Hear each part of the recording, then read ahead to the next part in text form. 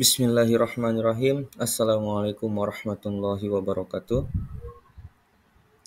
Alhamdulillahirabbil alamin. Assalatu wassalamu ala asrofil anbiya'i wal mursalin wa ala alihi wa sahbihi ajma'in amma ba'du. Alhamdulillah kita masih diberikan kesempatan berjumpa walaupun hanya melalui video yang kalian tonton.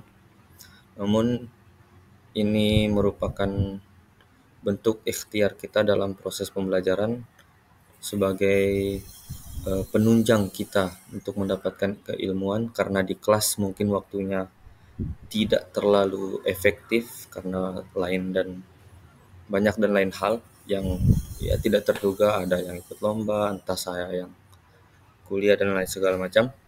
Ini menjadi media kita, ikhtiar kita dalam menuntut ilmu. Baik, materi pertama kita yaitu materi pernikahan dalam Islam di kelas 12. Tentu kalian semua sudah tahu apa yang dimaksud dengan pernikahan, apa itu menikah, bagaimana cara menikah. Mungkin kalian juga sudah menyaksikan entah orang tua kalian menikah atau kakak-kakak kalian menikah, tetangga kalian menikah, paman, bibi, banyak. Atau mungkin ada kakeknya yang baru menikah juga. Kita banyaklah melihat bagaimana proses pernikahan itu berjalan. Nah, namun apa itu hakikat dari pernikahan? Apa itu pernikahan dalam Islam? Nah, itu yang akan kita pelajari lebih dalam dari mata pelajaran fikih ini dan di pertemuan pertama ini. Baik, untuk itu langsung saja kita masuk ke materinya. Namun sebelum masuk ke materi, kita bersama melafazkan al-basmalah. Bismillahirrahmanirrahim.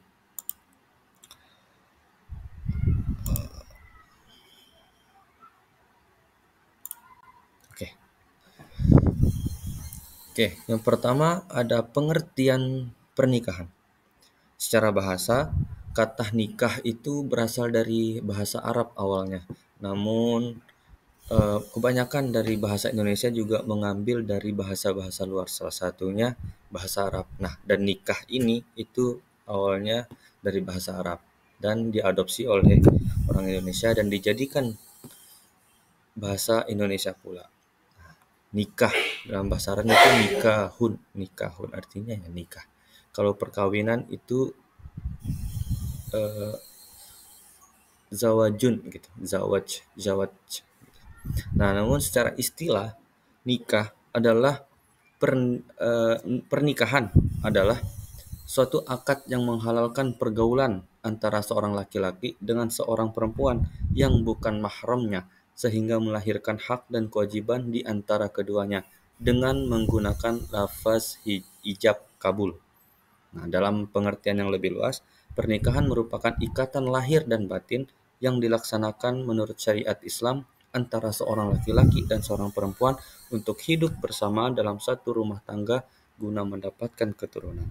Nah, jadi dapat diartikan bahwasanya pernikahan ini itu adalah sebuah jalan yang dimana dengan jalan itu dapat menghalalkan segala perbuatan laki-laki dan perempuan yang dulunya diharamkan namun sekarang dihalalkan, bahkan mendapat ganjaran berupa pahala. Contoh misal bermesra-mesraan. Sebelum menikah bermesra-mesraan merupakan hal yang haram dilakukan dan mendapat ganjaran dosa.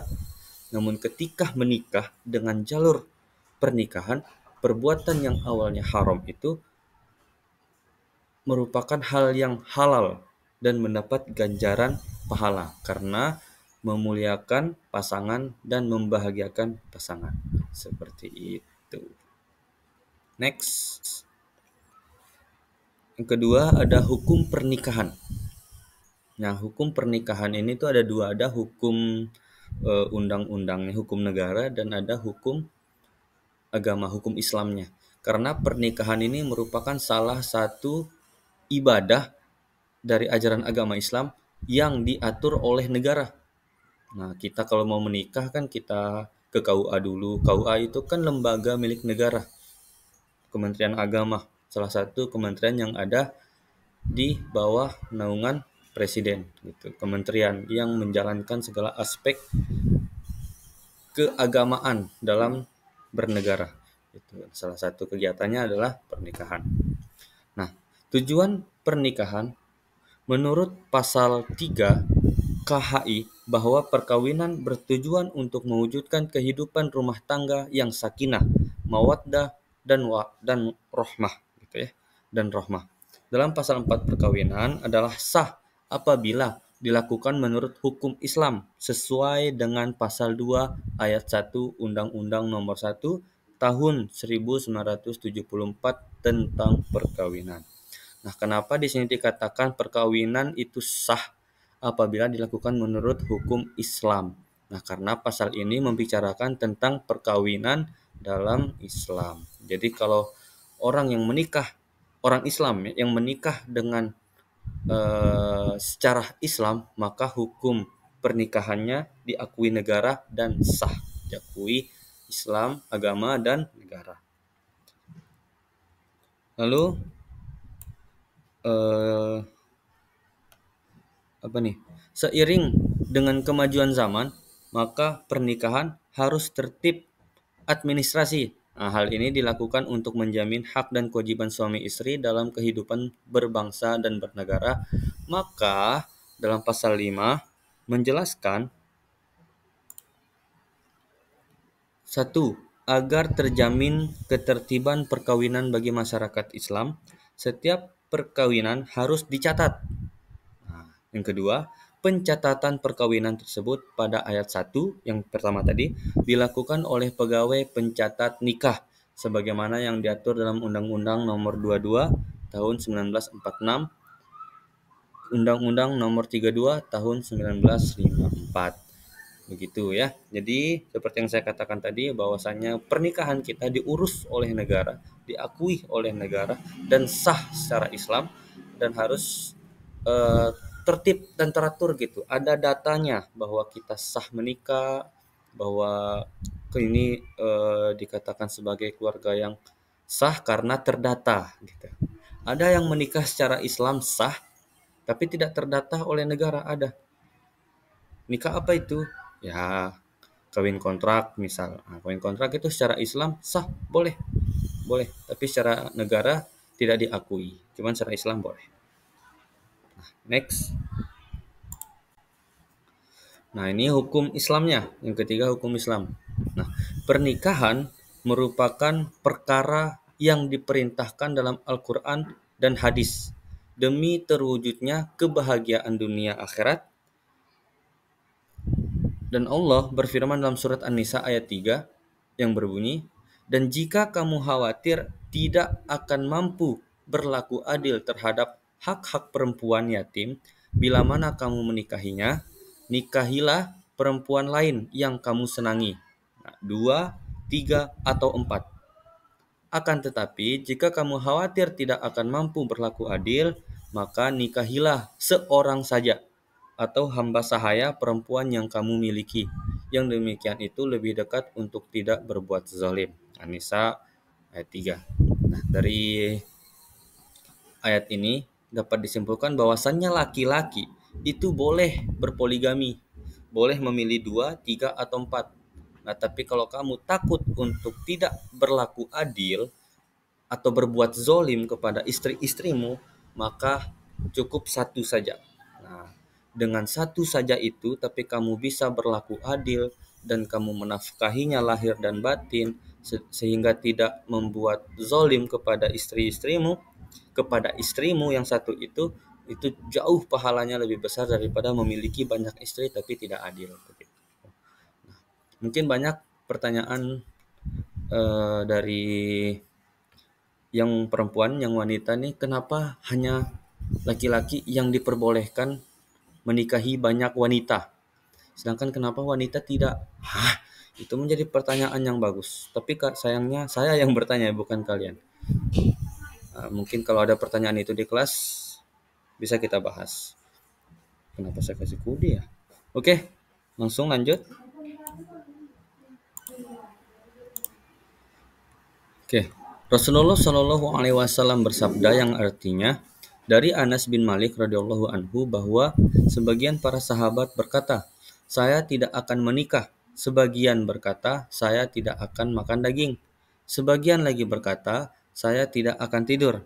Dan sebagian lagi berkata, "Saya berpuasa tetapi tidak berbuka." Maka sampailah berita tersebut kepada Nabi Muhammad SAW, maka beliau memuji dan menyanjung Allah Subhanahu wa taala. Beliau bersabda, "Mengapa para sahabat bertingkah dan berkata seperti itu? Akan tetapi aku sholat, aku tidur, aku berpuasa, aku makan, dan aku mengawini perempuan. Barang siapa yang tidak suka perbuatanku, maka bukanlah dia dari golonganku." Hadis riwayat Bukhari Muslim. Nah, jadi dari hadis ini saja dapat dikatakan bahwa untuk beribadah kepada Allah, taat kepada Allah itu harus menjalankan segala perintahnya. Tidak dengan berpuasa, oke lah, sholat itu perintah, puasa itu perintah. Tapi kalau kita sholat terus sepanjang hari tanpa bekerja, tanpa tidur, tanpa makan, maka itu juga merupakan perbuatan yang zolim kepada diri kita sendiri, yang zolim kepada keluarga kita, sanak saudara kita, yang ada tanggungannya di kita, seperti itu. Nah, ini juga mengatakan bahwa menikah itu merupakan ibadah. Menikah itu ibadah. Itu perintah dari Allah dan sunnah Rasulullah. Jadi kalau ada yang berpikiran bahwa saya tidak akan menikah karena takut KDRT lah, karena takut tidak mampu lah karena belum ada biaya lah segala macam, takut tidak bisa menafkahi anak, takut tidak bisa menafkahi istri, maka dia tidak termasuk golongannya Rasulullah. Gitu. Begitu ya, menurut hadis loh ini, menurut hadis. Jadi jangan ada yang berpikiran bahwasannya saya yang mengatakan seperti itu. Tidak, bahwa ini adalah Rasulullah yang mengatakan langsung. Ini hadisnya sahih Bukhari Muslim. Next. Oke, pendapat para ulama. Nah, jumhur ulama menetapkan hukum menikah itu menjadi 5. Nah, yang pertama itu wajib. Hukum menikah itu wajib, ini berlaku bagi siapapun yang telah mencapai kedewasaan jasmani dan rohani. Nah, kedewasaan jasmani itu maksudnya usianya mapan, cukup, dan rohaninya dari segi mental, dari segi ibadahnya. Mungkin kalau ibadahnya bagus, pasti cara dia memperlakukan keluarganya dia juga bagus, dia dapat bertanggung jawab seperti itu. Nah, dan memiliki bekal untuk menafkahi istri. Nah, memiliki bekal contoh ya pendapatan lah, gaji, uang, tabungan bisa, dan khawatir dirinya akan terjerumus dalam perbuatan keji, zina. Nah, jika hasrat kuatnya untuk menikah tak diwujudkan. Nah, ketika kalian memiliki perasaan tidak bisa menahan hawa nafsu kalian, maka kalian sudah layak untuk menikah. Sudah wajib hukumnya bagi kalian menikah. Apalagi bagi para laki-laki, karena biasanya laki-laki yang tidak bisa kuat untuk menahan hawa nafsunya, daripada berzina, lebih baik menikah. Gitu.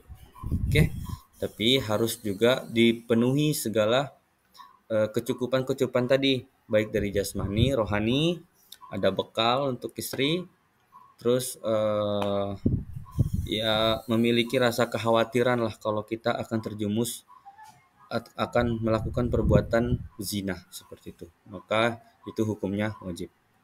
Lalu sunnah.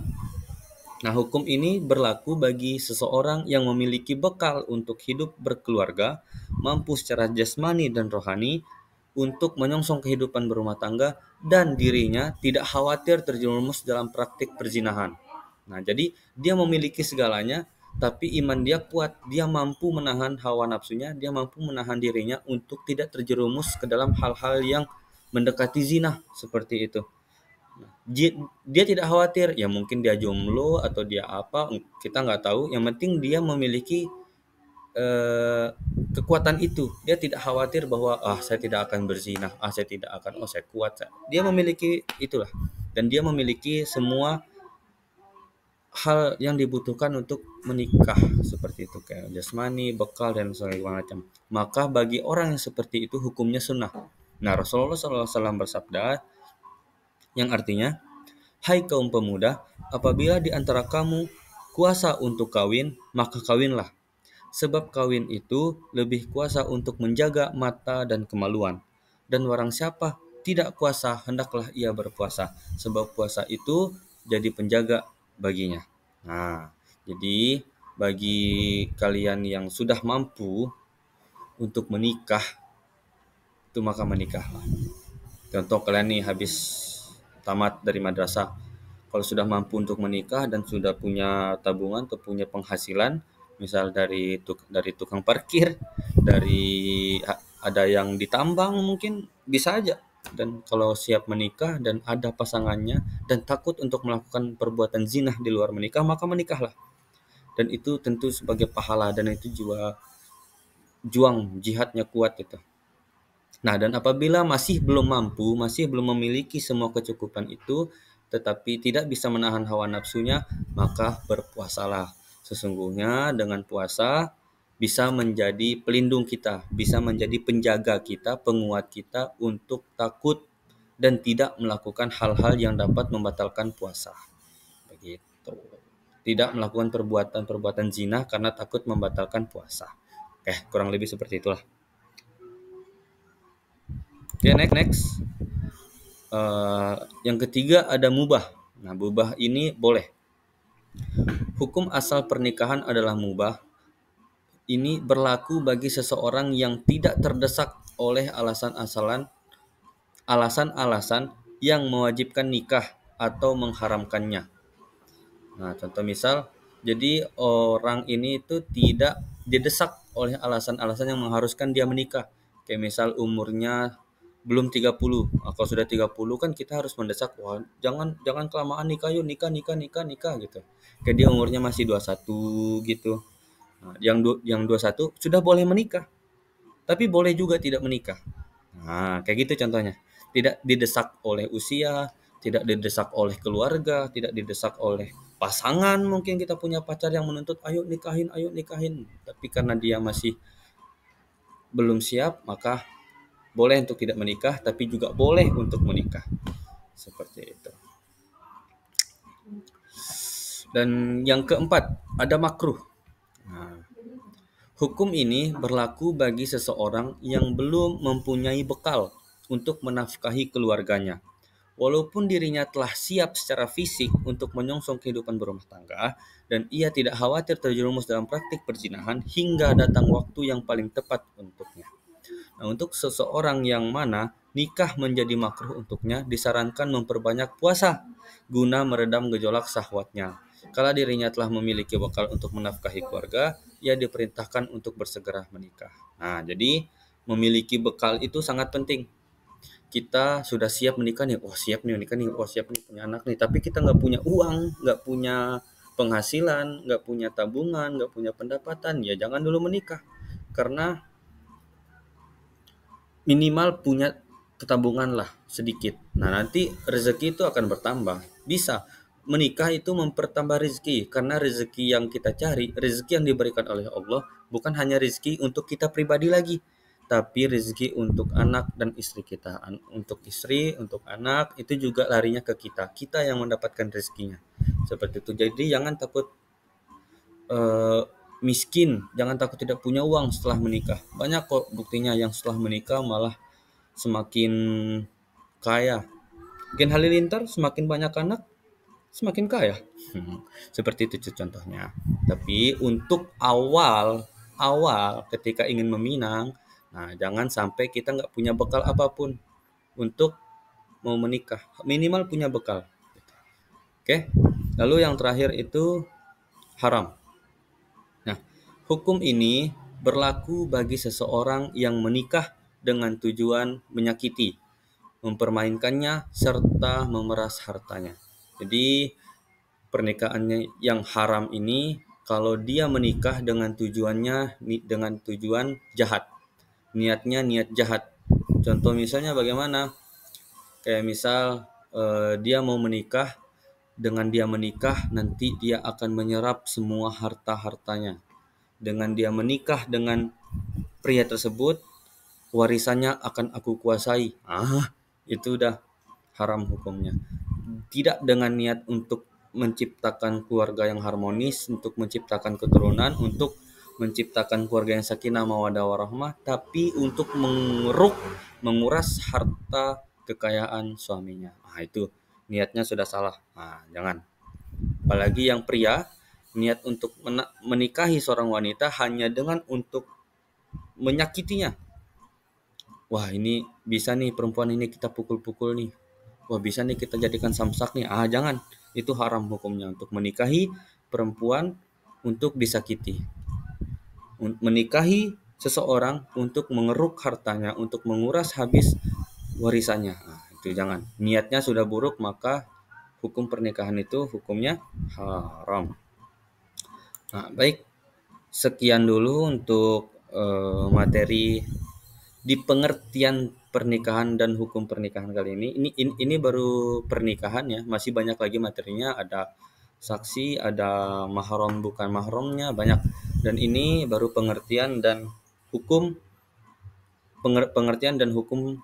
pengertian pernikahan dan hukum pernikahan. Tuh. Baru itu. Kita lanjutkan di minggu depan. Ini materi untuk sementara. Jadi materinya masih banyak. Jangan bosan-bosan untuk mendengarkan. Dan disimak, dipahami, lalu dicantumkan kesimpulan dari apa yang kalian dengarkan, apa yang kalian dapatkan, itu kalian tulis dan kalian rangkumkan di kolom komentar. Jangan lupa subscribe dan like channel ini. Mantap begitu. Oke, jangan pelit subscribe lah, nggak rugi kok, biar saya dapat AdSense. Baik, itu saja. Apabila saya ada salah kata, tolong dimaafkan. Semoga dapat dimengerti apa yang saya sampaikan dan apa yang saya tuliskan di sini. Semoga ini menjadi berkah buat kita ke depannya. Wabillahi taufiq wal hidayah. Wassalamualaikum warahmatullahi wabarakatuh.